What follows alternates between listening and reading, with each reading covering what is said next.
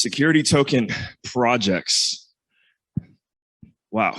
Well, actually, why don't we do the stories first? I'd like to hear the storyline, the story of Liberty Fund and the story of EquityCoin. I've heard the Liberty Fund one a few times. It's classic. But we'll start with our guest. Yep.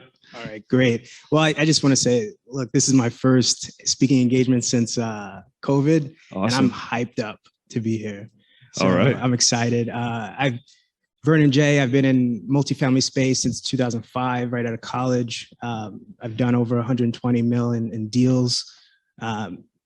Live in Orange County by way of Brooklyn, New York. I don't know if anybody's Brooklyn's not in the building. Yeah. Brooklyn's always everywhere. I've been in the blockchain space for about 6 years. I've been fortunate enough to go to Blockchain Connect over in San Francisco, Token 2049 over in Hong Kong, Dubai. We went to, I think it was the Blockchain Forum, hanging out with the sheiks, and it was great. I mean, before COVID, you've been able to move around. And then 4 years ago, I also started building up my own portfolio of assets in Brooklyn, New York. Last year, I rented out some of my units to use the program in New York called City FEPS, where they take homeless families and they provide permanent housing in buildings like mine. And they provide 5 years of guaranteed rent. They pay for 2 years of rent up front. They provide services for landlords to facilitate, the units. And, I've just driving over here, you see under the passageway, you've got tents. I just was in Seattle with my CTO last week, and he lives in a phenomenal place. He's a executive over at Starbucks. He's a cryptographer, but you're seeing homelessness rampant. Seattle, even in Austin, even in Brooklyn, even in North Miami. It's a pandemic of our time, right? And any given night, you have 500,000 people sleeping on the streets. So back to my story, when I started renting out my units to homeless families, the last one that we rented it to was with a young woman. She was a single mother. Her son was about 10 years old. And when I handed her those keys, she broke down in the craziest tears. I never before that moment felt more purposeful. And it was at that moment that I said, you know what, let me take my blockchain experience, let me take my real estate experience, and let me call my cryptographer friend of 9 years and start to build out a system where we can have communities own assets. And I can use my assets that I have as the first test cases for tokenization of affordable housing. Because when I think about the pain points that need to be addressed in America, homelessness is it. And even when you're talking about crypto, where does crypto have the best use cases and the most purposeful use cases? It's really in emerging markets, right? So when I'm a wealth manager by trade. So last week, I'll give you an example. We did a down leg for a client on a 1031 exchange, $40 million. And we did a CMBS loan, for the buyer. It's a pain in the butt, the process, but it's still pretty efficient, right? It's pretty efficient. But when you're talking about, we tried to do an affordable housing deal in San Francisco, and it becomes incredibly more difficult to do affordable housing deals, especially if the numbers don't line up. So you need those public and private sectors coming together in order to tackle this issue of homelessness. And I think EquityCoin is that way to do it. And we're starting in Brooklyn, East New York, Brooklyn. We have, goals of going to North Miami, South Los Angeles, and then West Philadelphia, all those neighborhoods that are predominantly Black and brown, predominantly they need help, and they have tremendous value. So that's where we're at. And I'm excited to be here. I'm excited to talk about it. Awesome. Thank you, Vernon. Actually, so how did you and Michael first get connected? What's the connection there? So my secretary did a search and found the Blockchain Real Estate Summit. And I told her, look, find out who's running that and make it happen. And she did it. And I'm, shout out to Adriana. Hustling, man. Now you're on stage. That's awesome. Yeah. So we connected. We had a great phone call. And he didn't scare you too much? Say again? So he didn't scare you too much? Not too much. Okay. Not too much. I mean, this room is like the who's who in real estate and blockchain. So I'm just honored to be a part of it. Happy to have you here. Thank you. Thank you for the background. And Michael, if you could kind of just shed some light on the inception of Liberty Fund, and then we'll dive in here. Yeah, I talked about it a little bit in the introduction this morning. I just saw that there's such a use case, and like Vernon, one of the things I look at is like there's $280 trillion of locked-in value in worldwide real estate. So it's not only the stuff that's happening here and the thing that's what I'm going to talk about a little bit with Liberty Fund, but I looked at it like there are, since 1990, billions of people that have come out of abject poverty into the middle class. And it's like, what do those people in the middle class, how can they get equity, even in their houses, even in, a piece of land, even in something, so that they can build wealth and grow wealth and everything else. So my original vision, and then taking it down to, the real is how do you get it, the rubber meeting the road was, at some point, everybody in Africa, everybody, in the world, everybody in Asia has a cell phone. And at some point they're going to be able to, buy, $10, buy $5, or of a, office building in Chicago, a shopping center in Los Angeles, or, invest in, EquityCoin and, do, low income housing type of thing. And so that's just going to be out there. I know, from personal experience that real estate is the world's most proven asset.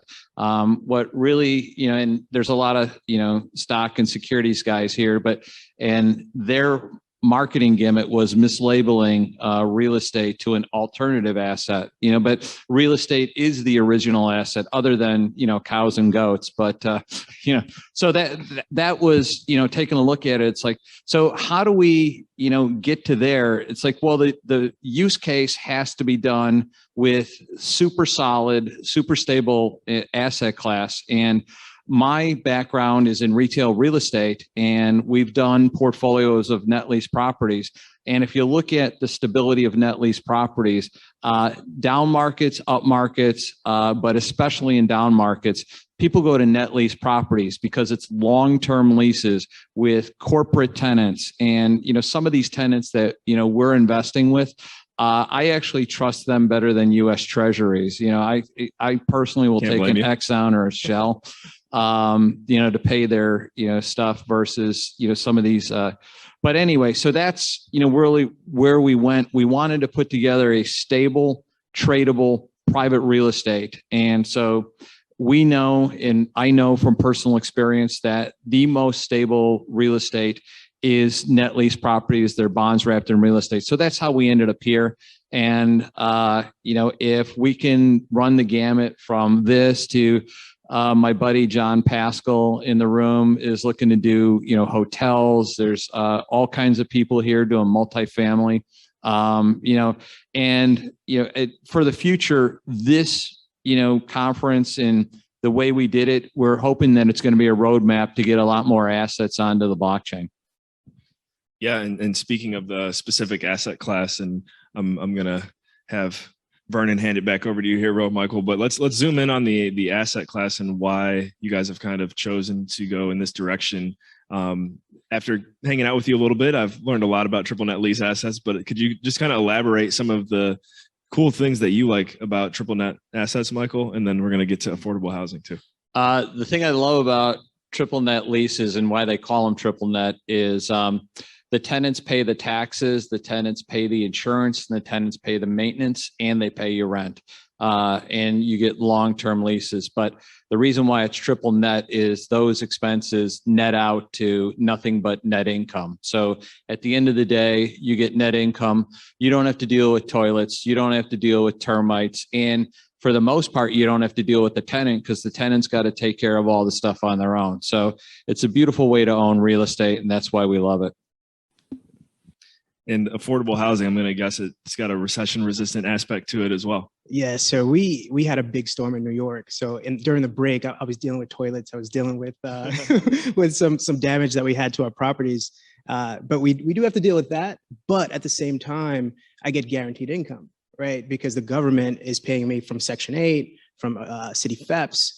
During 2020, I was able to collect all of my rent from all of my units. And it was specifically because, the government is giving me that check every month. And even though Section 8 tenants, they pay a portion of their rent, these Section 8 vouchers, especially in LA and New York and Miami, they're like gold, right? These are golden tickets for, families who are looking to have a place to live. The last thing that they want to do is be in a position where they might end up homeless by not paying, $200 of a $2,400 unit, right? So they did what they had to do to make sure that they stayed in the unit.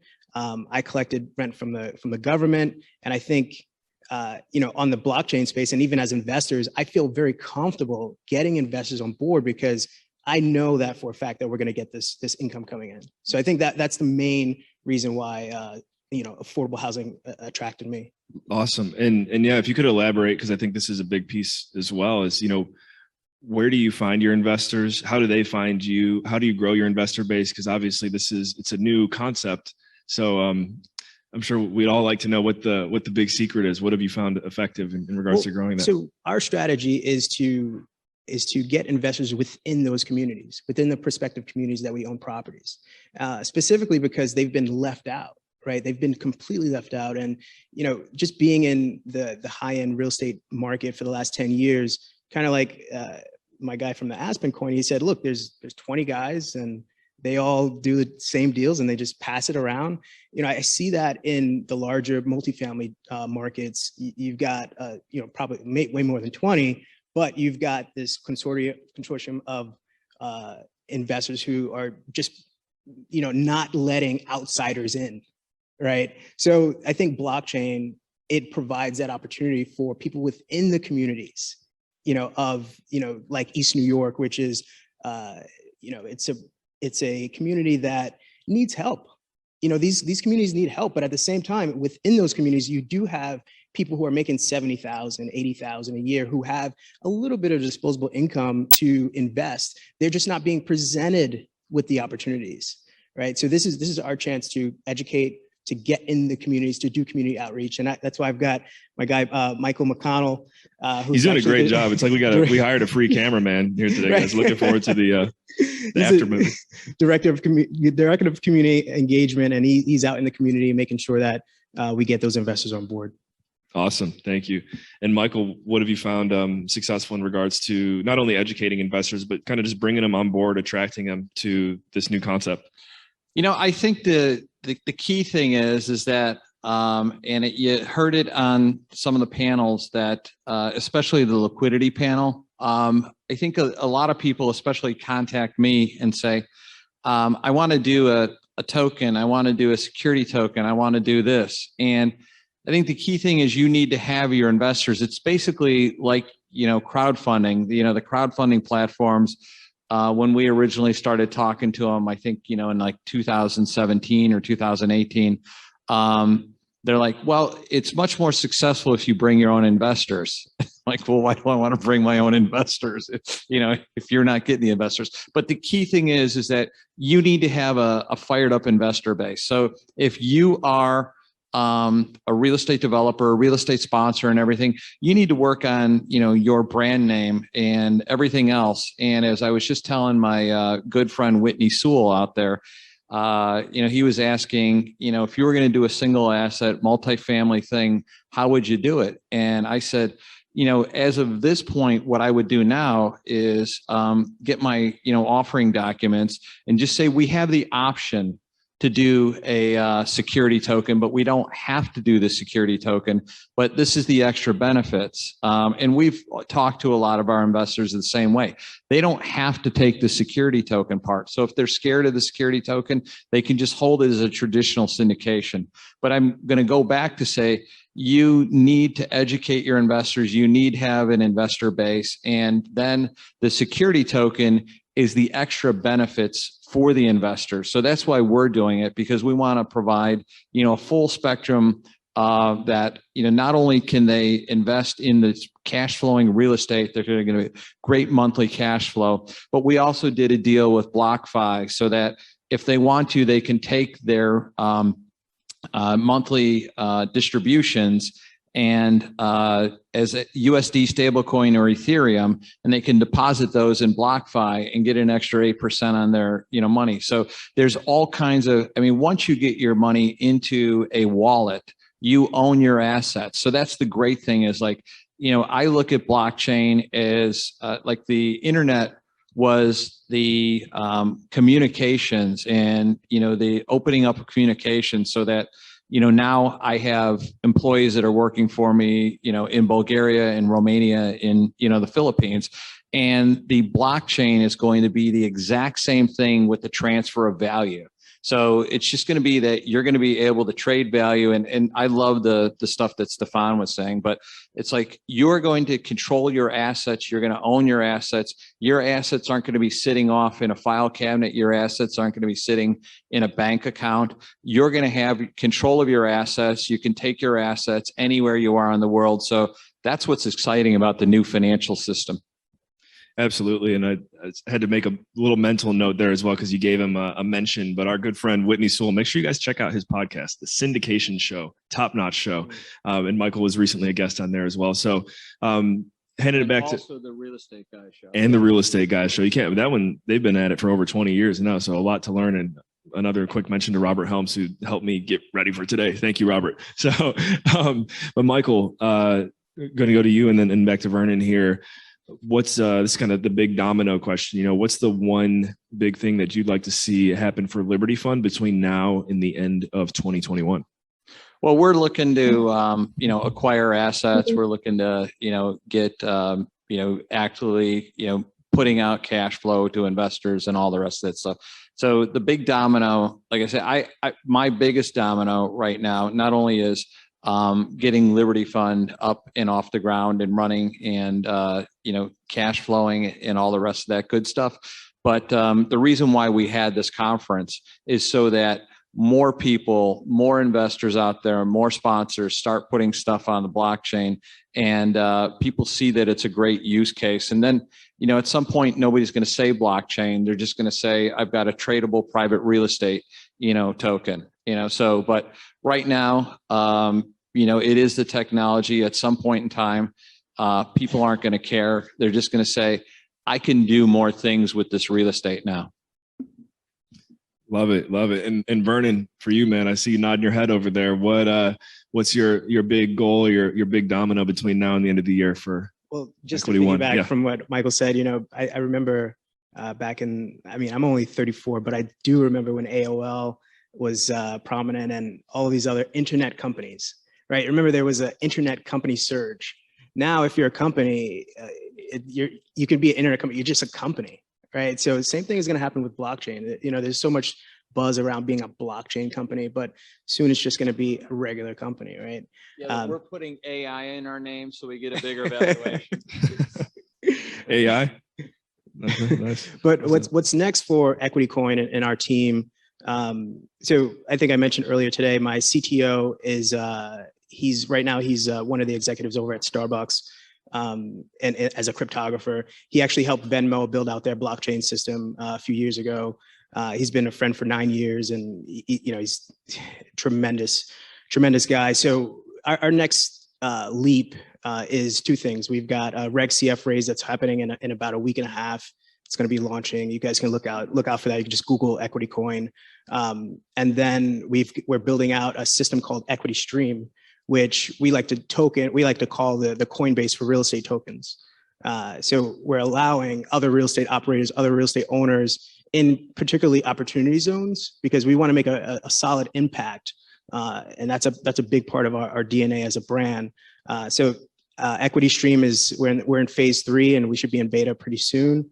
So I'm excited about that. Love it. Love to see just the purpose-driven efforts that it's clear that you guys are making there. I think that's going to carry the project very far. And I'm excited to see what happens once you get into like Miami and some of these maybe a little bit more friendly markets from a real estate perspective. That should be, you want to talk about that real quick? So we're in 4 markets that we're going into. First one that I already own assets in is East New York.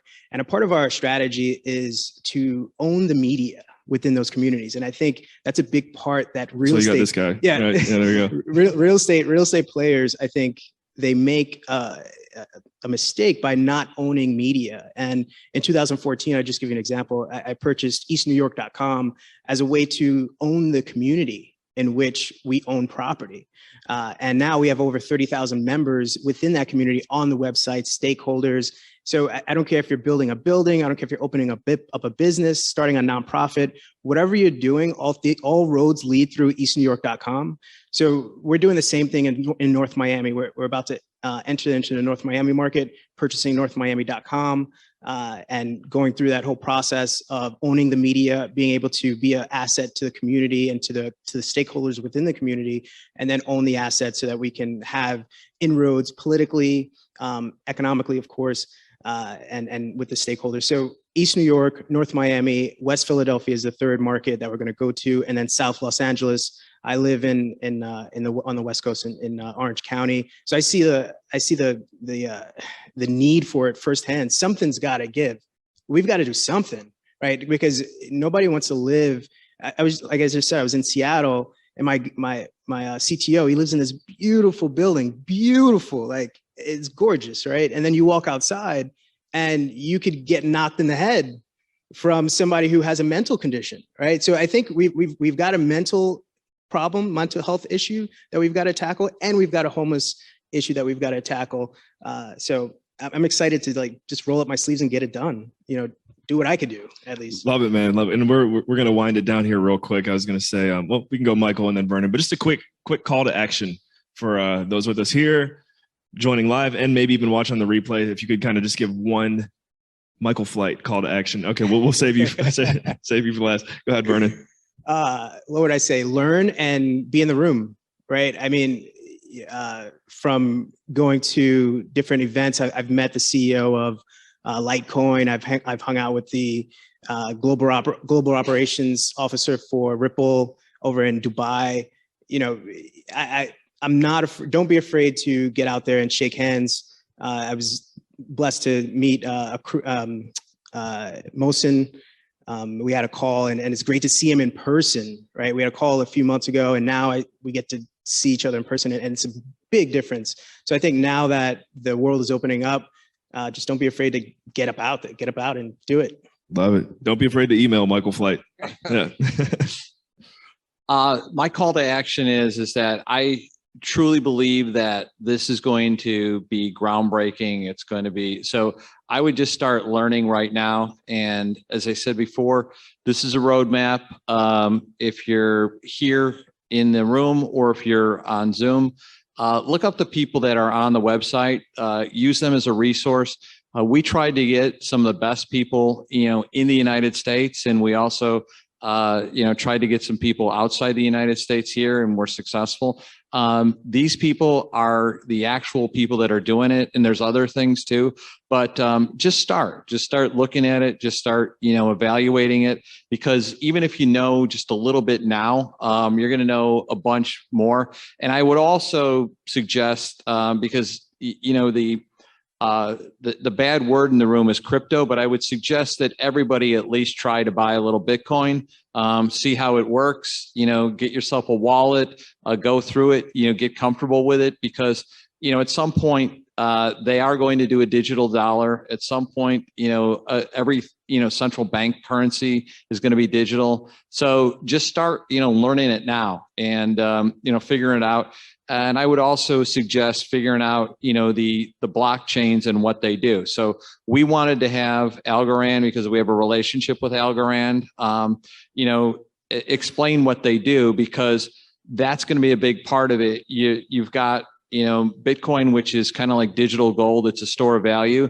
And then you've got these other networks out there. I, liken them to an AT&T or something, but they're the AT&T of value transfer. So that would be Ethereum, Algorand, Tezos, Avalanche. Those type of networks are what everything is going to run on. And so that's really, you need to get comfortable with those. So I would just do a little bit of research on that. And, just start actually talking to, some of your accountants and your attorneys to see how you can put those into your documents if you're on the real estate, sponsor side. And if you're on the investor side and looking to invest in real estate, I would start looking at some of the people in here and seeing who's working with these people, because then you know that they know a little bit about what they're doing. Because as I said before, there is some scam artists out there. There's some people that are going to give the industry a bad name. So just do a little bit of research, and that would be my action items. And I also want to thank our sponsors again. We really love Accrue. We are so overjoyed that T0 was able to give us, a little bit about, what they're doing and, the work that they're doing. Algorand, we're thankful for, of course, Liberty Fund at libertyfund.io. And I also want to give a big shout out to Nicole with Valuable VA, because this whole thing wouldn't have happened without Nicole Olson. So let's give her a big round of applause. Where's Nicole? Yeah. Clap it up. Yeah. And also Oasis Pro Market. Oh, I'm sorry. Yeah, I forgot Pat LaVecchia, my buddy. So Oasis Pro Markets has been great. And yeah, thank you, Michael. All right, everyone, give it up for Vernon J and Michael Flight.